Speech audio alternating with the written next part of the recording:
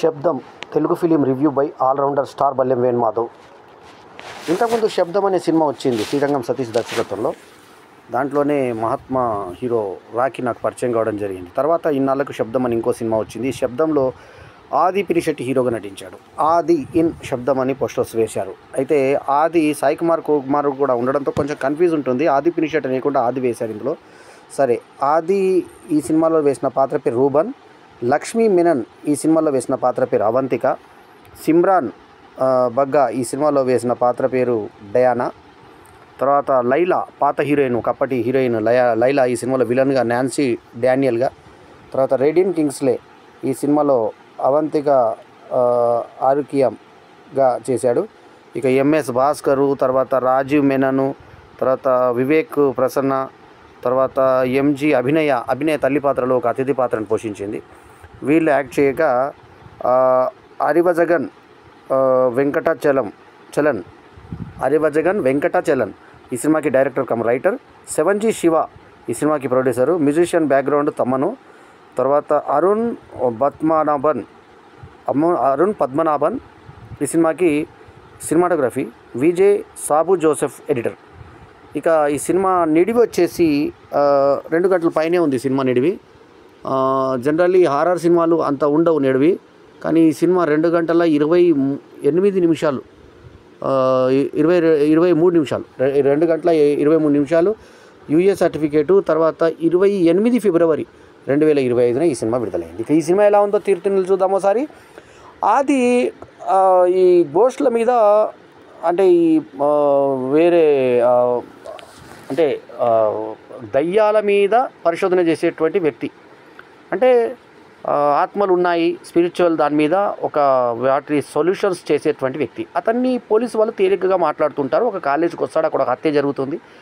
ఆ హత్య జరిగిన తర్వాత అక్కడ వరుసగా రెగ్యులర్గా చనిపోతూ ఉంటారు మనుషులు. ఆ మిస్టరీ ఏంటో తేల్చడానికి వచ్చినప్పుడు సిమ్రాన్ అనేటువంటి పాత్ర మనకు సెకండ్ హాఫ్లో పరిచయం అవుతుంది, డయానా.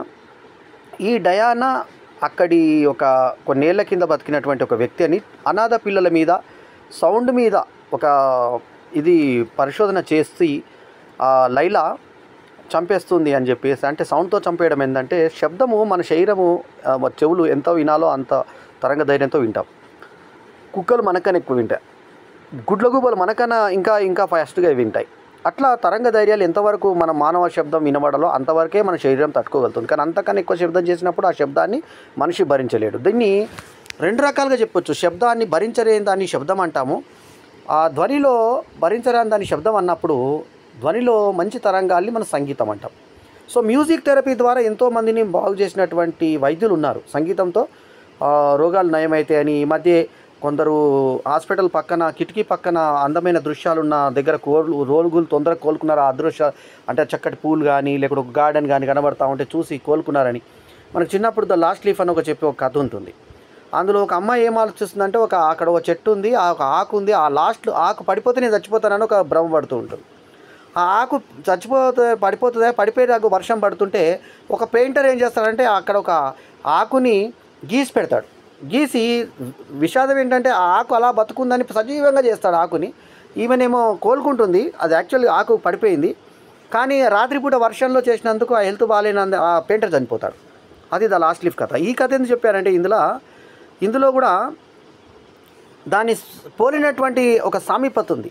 ఆ సామీప్యత ఏంటంటే ఇంకందులో ధ్వని సంగీతంగా మారి మంచిగా చేయాలని చెప్పేసి హీరోయిన్ సిమ్రాన్ ట్రై చేస్తుంటే ఆ ధ్వనితోటే చంపేయాలని చెప్పేసి లైలా ట్రై చేస్తుంది. ఎక్కడ అసభ్యత లేకుండా నీట్గా ఉన్నటువంటి ఈ సినిమాలో లక్ష్మీ మీనన్ బరువైన వక్షోజాలు తప్ప ఇంకెక్కడ మనకి ఈ సినిమాలో ఎట్టుకుండా, అంటే ఏ లుక్ కూడా శృంగారభరితమైన లుక్ లేకుండా ఉంది. చాలా నీట్గా ఉంది సినిమా, చాలా నీట్గా తీశారు.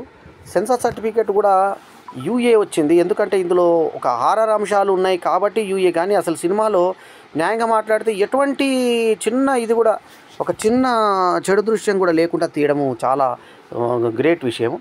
సో మొత్తానికి కాలేజ్ డీన్ స్టార్టింగ్లో మాట్లాడతాడు. ఆ తర్వాత కాలేజ్లో ఒకప్పుడు అది చర్చ్ అని చెప్పి చూపిస్తారు. ఆ చర్చ్ తర్వాత దాన్ని కాలేజీగా మార్చారు. కాలేజీగా మార్చిన తర్వాత ఇవన్నీ వరుసగా చిన్న పిల్లల మీద ప్రయోగాలు చేసి చంపేస్తే వాళ్ళ ఆత్మలు తిరుగుతుంటాయి అక్కడ. అన్న చూపిస్తారు. లక్ష్మీ మీనన్ని ఆత్మ ఆవహించిందని చెప్పి ఉంటుంది. తర్వాత ఇతని దగ్గర పారామీటర్స్ ఉంటాయి. ఏం మీటర్స్? దయ్యం వస్తే కనిపించేటువంటి మీటర్స్, దయ్యాన్ని రికార్డ్ చేసేటువంటి సౌండ్, తర్వాత దయ్యాన్ని రికార్డ్ చేసేటువంటి కెమెరాలు, అట్లాంటి ఆపరేటర్స్ అంతా పెట్టుకొని ఇతను వస్తాడు. సో ఇతన్ని లక్ష్మీ మీనను ఆమె లెక్చరర్ పీజీ చదువుతూ చదువుడు చెప్తుంటుంది. అంటే జూనియర్ లెక్చరర్ కమ్ పీజీ చెప్తుంటుంది. ఇతను ఒక దయ్యాన్ని లాగా ఒక లేడీని పంపించి భయపెట్టేటువంటి ప్రయత్నం కూడా లక్ష్మీ మీనన్ చేస్తుంది. దాని ప్రయత్నాన్ని అడ్డుకుంటాడు. ఆది బాగా చేశాడు. సిమ్రాన్ ఇంకా బాగా చేసింది. మొత్తానికి లైలా ఊహించని విధంగా లావెక్కి ఆమె ఆ పాత్ర విలన్ పాత్రను అద్భుతంగా పలికిచ్చింది. లావైన లైలాలు మనం ఎందుకంటే అంటే నువ్వే కావాలంటే సినిమాలో ఒక మురిపం లాంటి పాట ఆమె సాంగ్ వచ్చిందంటే అదిరిపోతారు ప్రేక్షకులు. అటువంటి లైలాని మనకు విలన్గా చూపించారు. మళ్ళా తర్వాత పెళ్ళాడు అనే ఒక వెంకటేష్ సినిమా ఉంది ముత్యాల సుబ్బయ్య డైరెక్షన్లో.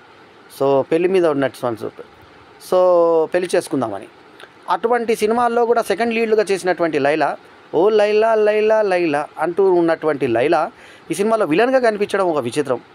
సో మొత్తానికి ఆది పినిశెట్టి మరి ఎన్నో మన అల్లు అర్జున్ సినిమాలో విలన్గా నటించినటువంటి ఆది ఇందులో హీరో చేయడం ఒక విశేషంగా, హీరోయిన్గా చేసినటువంటి లైలా విలన్గా చేయడం మరొక విశేషం.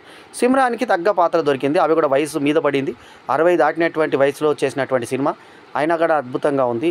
సిమ్రాన్ నేను మొట్టమొదటిసారి అబ్బాయి గారి పెళ్లి షూటింగ్లో సంజీవ్ పార్క్లో చూశాను. సుమన్ సినిమా షూటింగ్లో ఫస్ట్ హీరోయిన్ కాకముందు చూశాను ఆ అమ్మాయిని.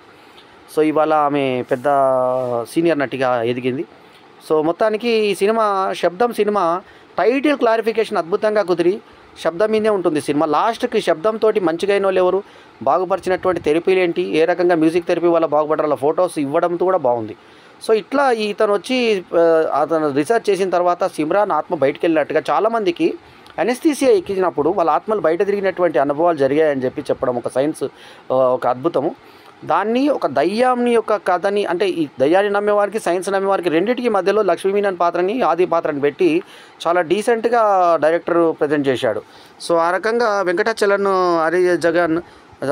హరివర్జగన్ చాలా కష్టపడే తీశాడని చెప్పాలి. అట్లాగే ఆది చేసిన పాత్ర కానీ లక్ష్మీ మీనన్ పాత్రలు కానీ ఆకట్టుకొని ప్రేక్షకుల్ని ఒక మంచి సస్పెన్స్ థ్రిల్లర్ని ముఖ్యంగా సౌండ్ 7.1 చాలా చక్కగా చేశారు. సో సౌండ్ ధ్వనితో సినిమా మీదే ఆధారపడిందే ధ్వని. ఆ ధ్వని తమను చక్కగా తన బాధ్యతలు నిర్వర్తించడంతో కెమెరామెన్ వర్క్ కూడా చాలా బాగుండడంతో లొకేషన్స్ అంతా ఒక కాలేజ్లోనే తీసిన సినిమాగా ఉన్నా కూడా ఎక్కడ బోర్ కొట్టకుండా మన 2 గంటల 23 నిమిషాలు చకచకా వెళ్ళిపోతుంది శబ్దం. సో ఈ సినిమాకి నేను ఇచ్చినటువంటి rating 3.75/5 is my review rating. ఈ రివ్యూ కనుక మీకు నచ్చితే లైక్ చేయండి, కమెంట్ చేయండి, షేర్ చేయండి, మా ఛానల్కు తప్పకుండా సబ్స్క్రైబ్ చేయండి. ఎల్లప్పుడూ మీ ఆదరాభిమానాలు ఆశించే మీ ఆల్రౌండర్ స్టార్ బల్లెం వేణుమాధవ్. నమస్తే, జై హింద్.